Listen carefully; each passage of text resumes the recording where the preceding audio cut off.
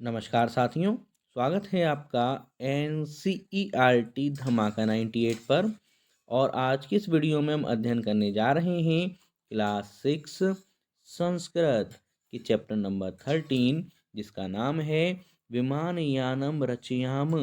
और अगर आप इस पूरी वीडियो में अंत तक बने रहते हैं तो हमारी 100% गारंटी है कि आपको अपने जीवन में कभी भी इस चैप्टर की रिवीजन की ज़रूरत नहीं पड़ने वाली है, क्योंकि इसके अंतर्गत जितने भी हमारे संस्कृत के वर्ण हैं उनको हम शुद्ध हिंदी भाषा में कन्वर्ट करके समझने वाले हैं। और आगे बढ़ने से पहले ये जो हमारा चैप्टर का नाम है विमानयानम रचयाम, इसका हिंदी में क्या अर्थ होता है ये जानना भी हमारे लिए अति आवश्यक है। विमानयानम एक हवाई जहाज, रचयाम बनाएं, अर्थात एक हवाई जहाज बनाएं। अब चलेंगे हम सीधे अपने पाठ की ओर। प्रथम श्लोक हम सभी के सामने प्रस्तुत है, जिसमें हमसे बोला जा रहा है राघव माधव सीते ललिते विमानयानम रचयाम, नीले गगने विपुले विमले वायु विहारम करवाम। इसका हम अन्वय देखते हैं। राघव माधव सीते ललिते विमानयानम रचयाम, नीले विपुले विमले गगने वायु विहारम करवाम। इसका हिंदी में अर्थ समझेंगे। राघव हे राघव, माधव सीते अर्थात सीता, ललिते ललिता, विमानयानम रचयाम आओ एक हवाई जहाज बनाएं, नीले अर्थात नीले रंग के, विपुले अर्थात बहुत विशालकाय जिसका कोई अंत ना हो, विमले स्वच्छ, गगने अर्थात आकाश में, वायु विहारम आकाश की यात्रा, आकाश की सैर, करवाम करें, अर्थात हे राघव माधव सीता ललिता आओ हम सब एक विमान बनाएं, एक हवाई जहाज बनाएं, नीले स्वच्छ और विशाल आकाश में वायु विहार करें, अर्थात आकाश में यात्रा करें। अब चलेंगे दूसरे श्लोक की ओर। धमाका 98 computer and education centre ship coaching best computer training institute in India, जिसमें आपको मिलेंगे हर प्रकार के कंप्यूटर कोर्स जैसे कि कंप्यूटर फंडामेंटल,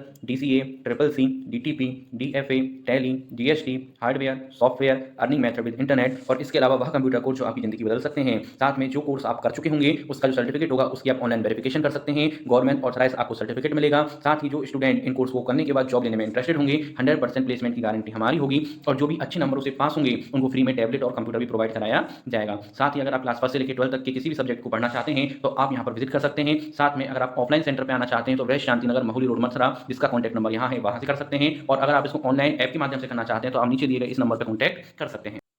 द्वितीय श्लोक। उन्नत वृक्षम तुंगम भवनम क्रांतावाकाश खलु ग्राम, कृत्वा हिमवंतम सोपानम चंद्रलोकम प्रविशाम। इसका अन्वय देखेंगे। खलु उन्नत वृक्षम तुंगम भवनम क्रांतवा आकाशम याम, हिमवंतम सोपानम कृत्वा चंद्रलोकम प्रविशाम। हिंदी में अर्थ समझते हैं। खलु, खलु का अर्थ होता है निश्चित रूप से, उन्नत वृक्षम ऊंचे वृक्ष को, तुंगम ऊंचे, भवनम भवनों को, क्रांतवा पार करके, आकाशम आकाश में, याम चलें अर्थात निश्चित रूप से ऊंचे ऊंचे पेड़ों को, ऊंचे ऊंचे वृक्षों को, ऊंचे ऊंचे भवनों को पार करके आकाश में चलें। हिमवंतम हिमालय को, बर्फ को, सोपानम सीढ़ी, सोपानम अर्थात सीढ़ी, कृतवा करके बना के, चंद्रलोकम चंद्रलोक में, प्रविशाम प्रवेश करें अर्थात ऊंचे ऊंचे पेड़ को, ऊंचे भवन को पार करके आकाश में चलें, बर्फ को अर्थात हिमालय को सीढ़ी बनाकर चंद्रलोक में प्रवेश करें। तृतीय श्लोक। शुक्र चंद्र सूर्यो गुरुरिति ग्रहान ही सर्वान् गणयाम, विविधा सुंदर तारा चित्वा मौक्तिकहारम रचयाम। अन्वय देखेंगे। शुक्र चंद्र सूर्य गुरु इति ही सर्वान् ग्रहान् गणयाम, विविधा सुंदर तारा चित्वा मौक्तिकहारम रचयाम। इसका आप हिंदी में यहाँ पे अर्थ समझते हैं। यहाँ पर कहना इस प्रकार जा रहा है, शुक्रः अर्थात शुक्र, चंद्रः अर्थात चंद्र, सूर्यः सूरज सूर्य, गुरुः गुरु बृहस्पति इति आदि ही निश्चित रूप से सर्वान सभी ग्रहान ग्रहों को गणयाम गिने अर्थात जितने भी ग्रह हैं उनको हम गिने, विविध अनेक प्रकार के सुंदर तारः सुंदर सुंदर तारों को चितवा चुन करके इकट्ठा करके मौक्तिक हारम मोतियों का हार रचयाम बनाए, मोतियों की हार की रचना करें।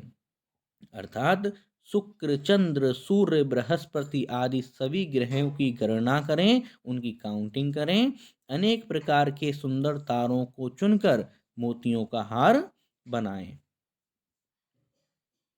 अगला श्लोक, अम्बुदमालाम अंबरभूषाम आदायेव हि प्रतियाम दुखित पीड़ित कृष्ण जनानाम ग्रहेषु हर्ष जनयाम।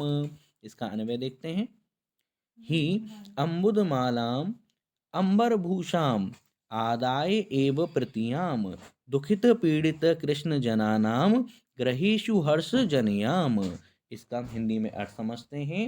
ही का मतलब होता है निश्चित रूप से, अम्बुदमालाम अर्थात बादलों की माला को, अंबर भूषाम आकाश की शोभा को अर्थात आकाश की सुंदरता को, आदाय लेकर, एवं अर्थात ही, प्रतियाम वापस लौटें, निश्चित रूप से बादलों की माला को और आकाश की शोभा अर्थात सुंदरता को लेकर ही हम लौटें। दुखितः अर्थात दुखी, पीड़ित कृष्ण जनानाम किसानों के, ग्रहेषु घरों में, हर्ष अर्थात खुशी, जनयाम उत्पन्न करें, क्योंकि जब बादलों को लेके आएंगे तो बारिश होगी और उसकी वजह से जो किसानों के खेत होंगे वो हरे भरे हो जाएंगे।